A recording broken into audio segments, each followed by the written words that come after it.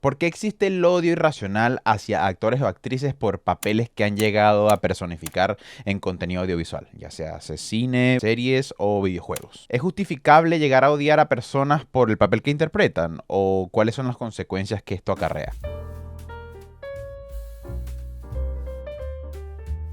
La explicación más superficial del por qué es bastante obvia. Cuando un personaje provoca rabia, frustración o dolor, como en el caso de Joffrey Baratheon en Game of Thrones, esta emoción queda tan grabada dentro de ti que terminan pegándosela a la cara del actor, porque él personifica a este ser ficticio. Pero es curioso que no solamente funciona con personajes villanescos, sino también con personajes que llegan a no ser un villano, pero que llegan a incomodar o a entorpecer el camino del personaje más querido de la serie, en el caso de Skyler White en Breaking Bad, por ejemplo. O incluso con personajes que simplemente no encajan con las expectativas del público. Ahí entra el caso más reciente, que es el de Bella Ramsey en The Last of Us, quien es odiada en redes ya que no cumple con expectativas de imagen o personalidad de algunos sectores del fandom del juego. En realidad hay algo más profundo detrás de este odio irracional. Eso me lo pregunté y estuve investigando, leyendo artículos y foros, y reuní algunas razones por las cuales la gente deshumaniza a los actores por roles que no los representan como actores, al punto de llegar a amenazarlos en la vida real por solamente haber interpretado a un buen villano o a un personaje que entorpece el camino de otro personaje más querido. Entonces, bueno, vine a hablarle de las razones psicoanalíticas de por qué la gente odia irracionalmente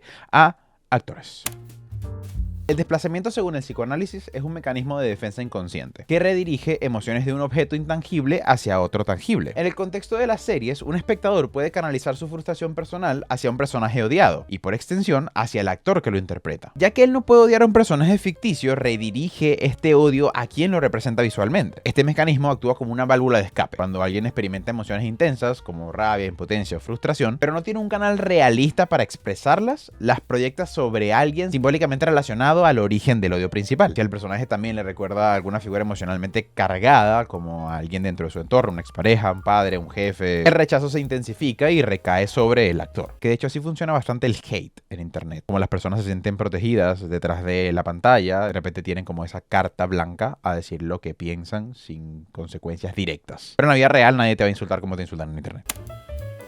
Este fenómeno ocurre cuando el espectador no distingue entre ficción y realidad y le atribuye al actor los rasgos de su personaje. Está relacionado con la teoría de la mente. Básicamente habla de la capacidad cognitiva de comprender que otras personas tienen pensamientos, roles y motivaciones distintas a las nuestras y que no actúan según lo que nosotros llegamos a pensar. Desarrollar esta capacidad cognitiva a fondo es positivo, ya que tú puedes comprender cuando una persona escribió un guión para que un actor lo interprete y te haga sentir de cierta forma, pero la cuestión es que en la mayoría de casos mucha gente no tiene esta capacidad cognitiva muy afilada. Entonces, al no tenerla desarrollada al mismo nivel, puede generar lo que se llama fusión narrativa, donde se borra esta línea entre lo que hace un personaje dentro de la historia y quién es el actor en la vida real. Esto ocurre cuando no se entiende que el actor interpreta un guión escrito por otras personas, no se diferencian los niveles de realidad y se percibe como real algo que solamente es una representación, o cuando hay empatía selectiva, es cuando una persona empatiza con ciertos personajes según su propia moral. En el caso de Breaking Bad, por ejemplo, muchas personas empatizan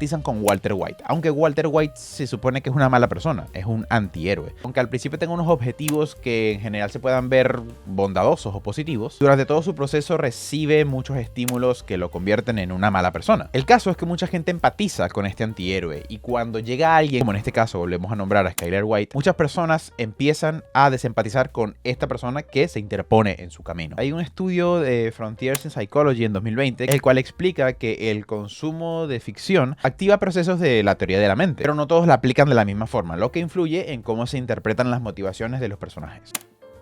El efecto halo se describe cuando una característica positiva influye en la percepción general de alguien. Si una persona es simpática, tendemos a perdonarle otros defectos. En la ficción, si un personaje es malvado, este efecto se invierte. Llegas a pensar de que si el personaje es malo, por ende el actor también es malo. En el caso de Jack Gleason, que interpretó a uno de los villanos más odiados de la televisión, el rechazo fue tan intenso que la gente comenzó a detestarlo en la vida real, al punto de enviarle mensajes de odio, amenazas, y no solamente en redes sociales, sino en la vida real. Lo irónico de todo esto es que Gleason en entrevistas demostraba ser una persona más humilde, introvertido y amable. Aún así, gracias a todo el odio que recibió gracias a su actuación o a su interpretación, él decidió retirarse de la actuación. En muchas ocasiones él cuenta que él no entendía cómo un rol interpretativo puede haber generado tal cantidad de sentimientos negativos para con su persona.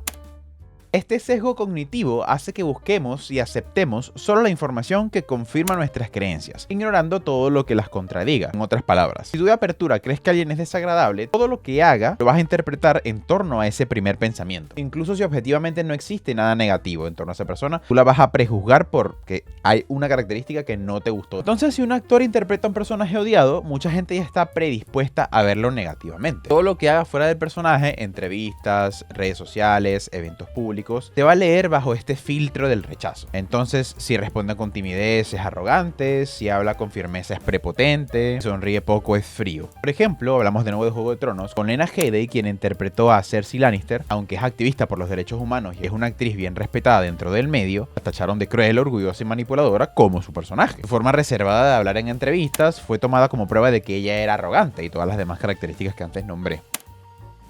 La alfabetización mediática es la capacidad de comprender cómo se construye el contenido que consumimos. Los guiones, las actuaciones, la dirección, el montaje, todo tiene una intención. La falta de habilidad de llegar a entender que todo esto está montado y que todo tiene un porqué para que tú te sientas de esa forma, lleva a muchos a no distinguir entre lo que es real y lo que es ficticio. Y terminan fusionando el actor con su personaje y que todo lo que haga el personaje recae sobre el actor. Entonces, ¿es justo odiar a un actor por su personaje? La respuesta corta es no, y la larga, tampoco.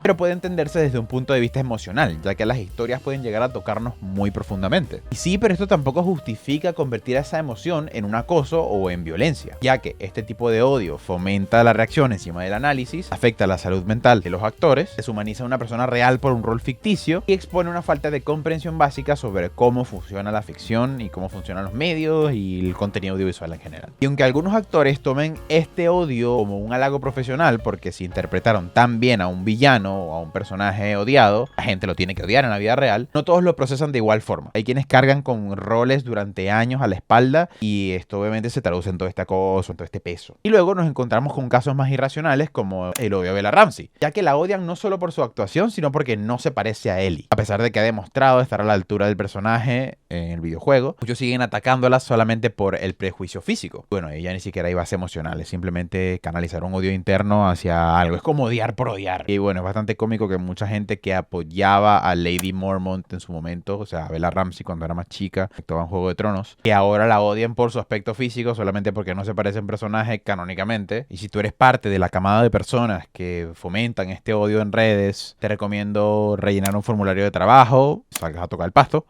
o hacerte una maldita paz.